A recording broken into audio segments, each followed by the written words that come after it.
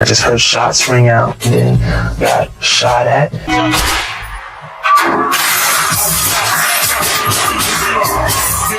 I know there's no way he could have made it out of the car. I told you can't trust these niggas. That fuck them kill Tupac, man. We know something's wrong with you, but it's okay. Because M said it's okay, Dre said it's okay. Yeah, I had nothing to do with this. If I would have never met him, I would have never been involved in this bullshit. You know what I'm saying? I ain't never made a call to Diddy. I got Diddy's number. Just hit him up. Yo, Diddy, what up? Never happened. And the winner is Eminem, the Eminem. Diddy's network included Hollywood stars, rap mogul, politicians, and millionaires. Everyone wanted to know more about him. At one point, 50 Cent even rolled with him before their friendship turned into a bitter rivalry. Get your hand out of my pocket. I see what you're doing. I see what you're doing on the channel. Get your hand out of my pocket, man. I see what you're doing. I see what you're doing, man. Out of all the names, you gonna make me. One nevertheless declined to enter Diddy's sphere. Regardless of the closeness of the connections, one artist was always on guard. The performer was Eminem. Additionally, he had no interest in working with Diddy's business from the start, neither in the 1990s nor in the 2000s. While others got caught up in the showy parties and power struggles, remained far away, keeping a close circle and an even closer distance. They was not scared of Suge Knight. They was terrified of Suge Knight. When Eminem released that song, his tension with Diddy wasn't anything new, as he had been throwing quiet shots and subtle insults for years. Back when he was still a driven underground rapper, fighting to be noticed. Diddy was already ruling hip-hop as a wealthy powerhouse running one of the most successful labels in the industry, Bad Boy Records. While signing, there would have been a dream opportunity for most artists. Eminem wanted to follow his own vision instead.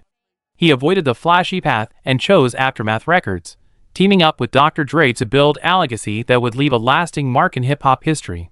What makes the story even more surprising is that as far back as 1996, long before fame and long before his name traveled beyond Detroit, Eminem had already taken a bold shot at Puff through his raw underground track, Effing Crazy.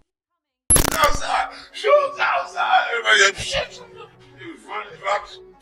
So Suge came, he had some Mexican niggas. Now, we from New York. You ain't never seen a nigga with a tattoo on his forehead. 118th Street crew. That early line was more than just a disc. It was a warning shot. It proved that Eminem was never scared to challenge the titans of the business. Despite the odds being stacked against him, wasn't giving up on anyone. Diddy wasn't the only one either. Eminem was also uncomfortable with Suge Knight, the owner of Death Row Records, another alleged superpower. The label that used to rule the West Coast signed icons like Dr. Dre, Snoop Dogg, and Tupac. Suge's reputation encompassed more than just power. It has to do with fear. In whispers, he was called the hip-hop boogeyman. You wouldn't have crossed it if you were worried about your safety. Suge did not establish his dominion by being friendly. He built it with total authority, mayhem, and coercion. He had a simple rule. Power came first and mercy came last. Eminem was real. He's like, don't give a man. This is what I to these niggas outside. What's up? And then the nigga Suge just walked away. The Mexican niggas looked kind of confused, like they didn't know what was going on. But Eminem didn't care about Suga Street fame at all. He was not shaken by it. That blatant attitude was clearly visible during one chaotic scene on the set of the 50 Cent's India Club music video. Suddenly, Suge Knight pulled up and rolled deep with a gang of Mexican thugs, demonstrating his ongoing authority in the streets. The burden immediately grew. Everyone knew Suga was going to make trouble. But for a split second, Eminem didn't back down, hide, or give up. That day showed how little he feared the hip-hop monster. And the winner is Eminem. The Eminem never faltered. Rather than stay inside or let security handle it, he went straight outside to confront Suge Knight and his entire entourage. Everyone on set could feel the tension. He needed to prove something. And the winner is Eminem, the Eminem. Heated moment. He headed straight into the studio and wrote a full diss track aimed directly at Suge Knight. But here's the catch. The public had no idea it existed at the time. Dr. Dre stepped in, telling Eminem it wasn't a fight worth pursuing and urging him to cool things down, knowing just how far Suge's influence could reach. For years, the track stayed hidden until it finally surfaced later on. And when it did, it shocked people with how sharp and unforgiving it was. That kind of intensity made one thing clear. If Eminem had the nerve to challenge someone as feared as Suge Knight, why? where retired LAPD detective Greg Kading claimed that Diddy allegedly ordered Tupac's murder for $1 million, and that one of the shooters was Keith D. The moment those accusations hit the internet, 50 Cent wasted no time jumping on it. He publicly echoed the claim, saying Diddy might have really been behind Pac's death. That statement reignited old suspicions and dragged Diddy's name right back into one of hip-hop's darkest mysteries. I told you can't trust these niggas. Now, fuck them, kill Tupac, man. Heated moment. He headed straight into the studio and wrote a full diss track aimed directly at Suge Knight. But here's the catch. The public had no idea it existed at the time. Dr. Dre stepped in, telling Eminem it wasn't a fight worth pursuing and urging him to cool things down, knowing just how far Suge's influence could reach. For years, the track stayed hidden until it finally surfaced later on. And when it did, it shocked people with how sharp and unforgiving it was. That kind of intensity made one thing clear. If Eminem had the nerve to challenge someone as feared as Suge Knight, why would he ever be afraid of Diddy? That question only grew louder when you consider Diddy's own reputation and connections, which made it hard to judge who truly held more power. Had a street-level presence built on fear while Diddy operated inside the industry, quietly pulling strings and moving pieces behind the scenes. Still, Eminem kept pressing forward, taking another clear shot at Diddy in 2000 on the Marshall Mathers LP. A line that wasn't his harshest, but sent a clear message that he was trying to fit in with hip-hop's upper circle. Things escalated further when Eminem mentioned Diddy's girlfriend at the time, Jennifer Lopez, using lyrics that were intentionally uncomfortable and meant to shock rather than entertain. Listeners quickly realized he wasn't holding anything back when it came to Diddy or anyone connected to him. And when Eminem followed it up with an even more outrageous line meant toaster reactions, the silence from Diddy said plenty. There was no response track, no public comeback, just quiet tension. Even so, the two never clashed openly in the early 2000s, largely because both were busy building their own empires. Eminem dominating the charts under Dr. Dre's guidance, and Diddy expanding Bad Boy while reinventing himself once again. Their worlds only crossed occasionally off major industry events, including a memorable moment in 2003 when Diddy handed Eminem a Grammy for Best Rap Album, a scene filled with cheers, flashing cameras, and polite smiles that barely hid the weight of their complicated history. It's in his hands, and he said I can say it. And that's the end of that. He said, there's nothing to say about it.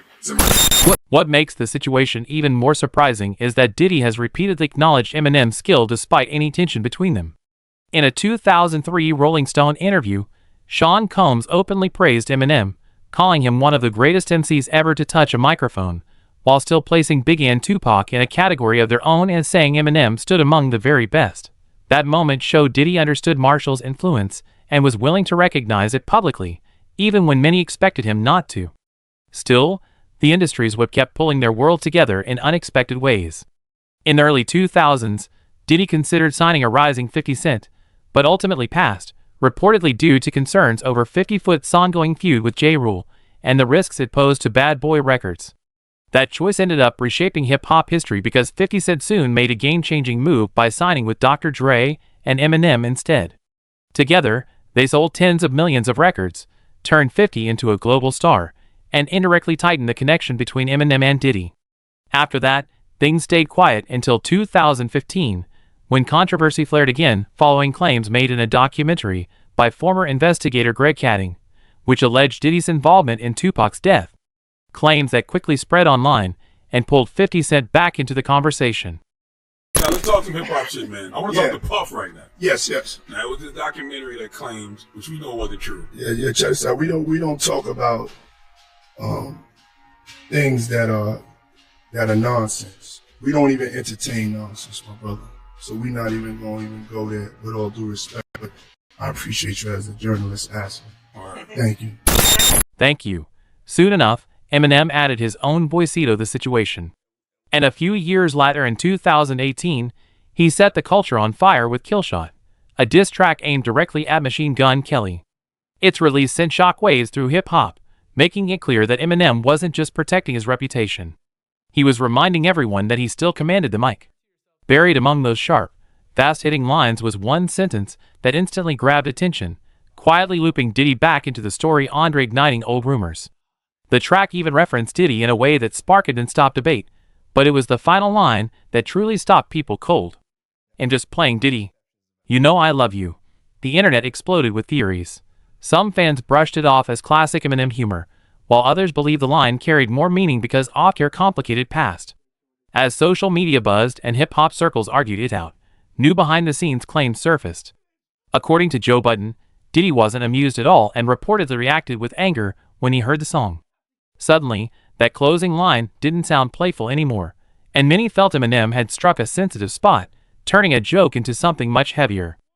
I ain't never made a call to Diddy, really? I got Diddy's number, just hit him up. Yo, Diddy, what up? Dude just ducked his head. And the first bullet went in his head, and the next one hit him.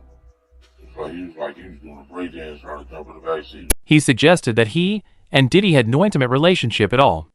In fact, he made it clear that they didn't communicate and didn't have each other's phone numbers. That little comment spoke it all. There is no camaraderie or collaboration between two prominent hip-hop artists who live in completely distinct worlds.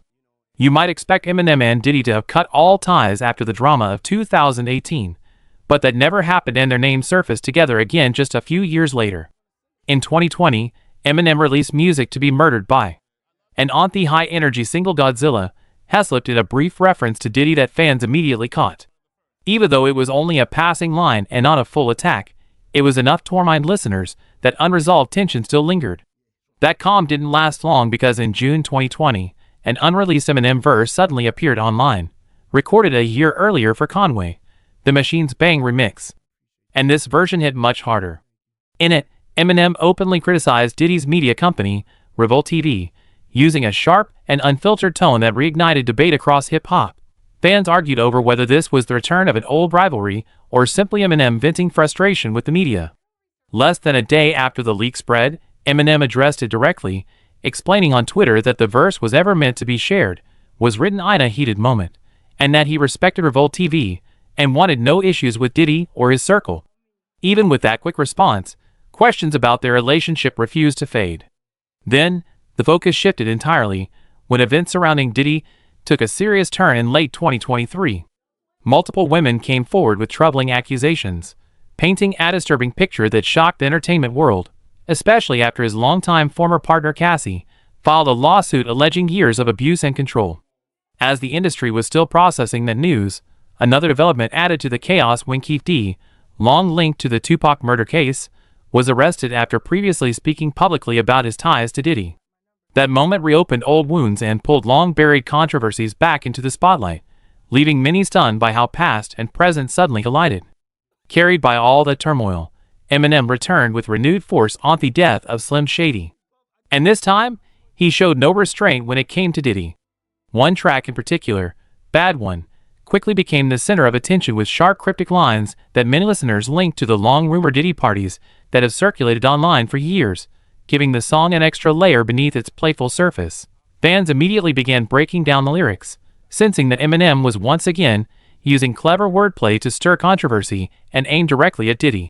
The tone grew even darker on another song, Antichrist, where Eminem referenced disturbing footage that had surfaced involving Diddy and his former partner Cassie, bringing the recent scandal straight into his music and highlighting how far Diddy's image had fallen. Still, the most intense moment arrived on Fuel, where Eminem removed all filters and delivered what many saw was a full lyrical assault with cutting lines that went far beyond casual insults and directly challenged Diddy's reputation. The shock deepened when Eminem referenced the long-standing rumors surrounding the deaths of Biggie and Tupac, a subject most artists avoid, and then pushed even further on the Fuel remix by repeating claims that reignited one of hip-hop's most dangerous debates. The internet erupted. Fans are getting stopped, and it became clear this was more than clever bars. It was a direct confrontation. With all of this laid out, it's obvious there's no quiet truth behind the scenes, especially given Eminem's loyalty to 50 Cent and the reported tension that followed. In the end, the story reinforces one constant truth about Marshall Mathers. No matter who stands in front of him, he has never backed down from power, and the saga only seems to be getting more intense from here.